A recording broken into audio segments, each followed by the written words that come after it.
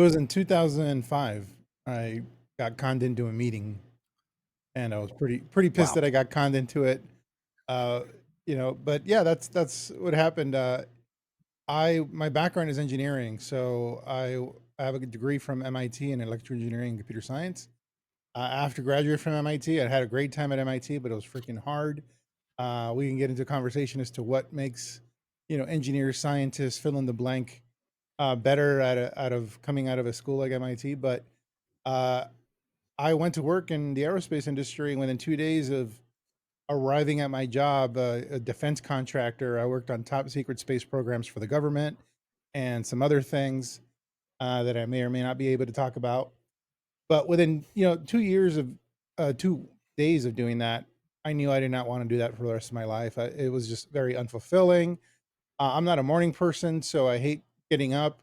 On top of that, getting up to sit in traffic for an hour and a half too, and then another hour and a half out of work, probably more because it's LA traffic because I live in Los Angeles, and so there was nothing about that situation that I loved. I didn't have control over what projects I worked on. I was told what to do. A lot of it, because it's government oriented, was paperwork, not actual engineering. So it's like, so all around just unfulfilling. And I spent, 5 years trying to figure out what to do, working in aerospace in my 20s. And I actually went back to grad school because I didn't know what else to do. You know, when you just grow up traditionally in terms of how do you create success in the traditional model, go to school, get a good education, get a good job. So I thought, well, if I want to change my job or change what I do, I need to go back to school. And so that's what I did. I went to back to USC grad school, or I went to USC locally for grad school. And it was about a year into that, a year and a half into that, uh, I met somebody that ultimately through this is how dated I am, through AOL Instant Messenger prospected me and invited me to a meeting with other engineers. So this is what he said. So I'm thinking, well, he wants me to collaborate. We worked on assignments together. Maybe he sees how smart I am or whatever.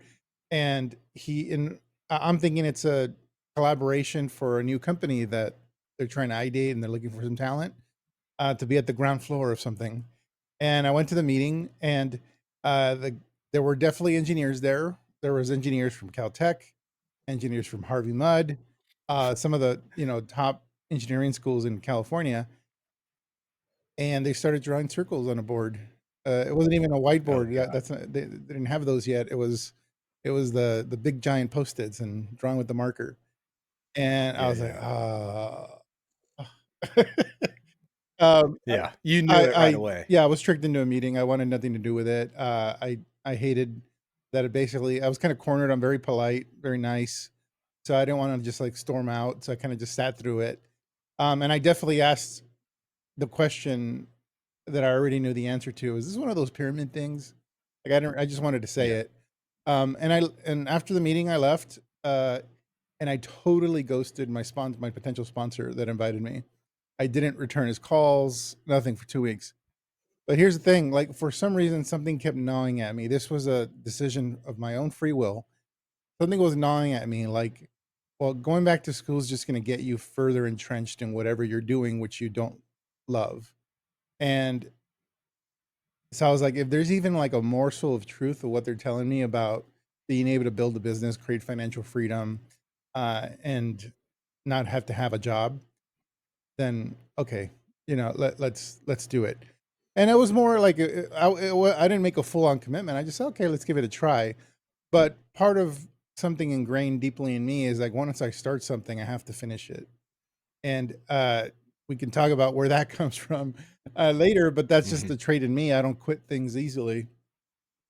And so once I got started, I took it very seriously, and I grew pretty fast doing it the traditional way: home parties, home meetings, one-on-one meetings at Starbucks, cold prospecting. I did all of it. I hated all of it.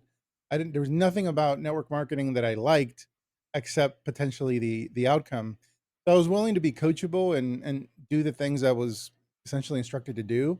What I found out very quickly, because I'm thinking of this as this is a business, and I come from another profession where I had to learn skill sets and be trained on how to do that profession effectively.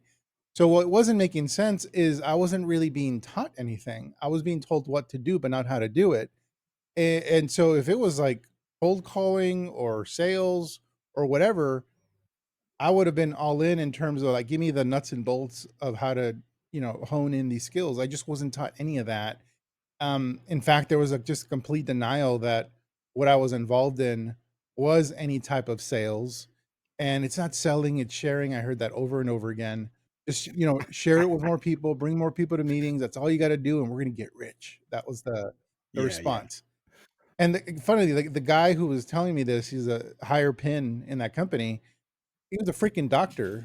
Like he's a OBG, and Oh, like a he's a medical medical doctor. doctor, and he's in this Yeah. deal, but he's like not training at all. It's like you want to go to medical school and like tell people what to do, but not how to do it. Like that'd be catastrophic. Yeah. And so anyway, but I just tried to figure out the best I could. I was somewhat successful. 17. I recruited about 17 people into a legacy company within 9 months. But ultimately, no one wanted to do what I was willing to do. No one was as coachable as I was. Uh, but it's not really a coachability thing. I hated everything I was doing. So don't blame the other people for not wanting to do all Yeah. the sleazy things I was doing. So it wasn't like it wasn't just there was things that I was being asked to do that was uncomfortable. I was being asked to do things that were deceptive, that Oh, kind yeah. of weren't transparent with the prospects that I was, prospecting essentially, whether they'd be family members, whether they be strangers. It was just built on deception, hiding as much information, getting people to a meeting, with as minimal information as possible, uh, with them not really knowing what they're walking into. It was that type of thing. So, uh, something. I mean, obviously, Do you think that was just for your company that you were in, or you think that was like the trend in the industry well, at as the a time, whole? I didn't really know or understand the rest of the industry, but today, many moons later, and with all the people that I've worked with and trained in this profession, that's very common. In fact, Mhm. I've seen a lot sleazier practices, worse things that people do in other companies than even what I was doing and being asked to do in that Yeah. company. So I think it's just across the board a problem in the profession. And Mhm. yeah, so I pretty much got Yeah, burned out on I that. hope you enjoyed our conversation with our speaker.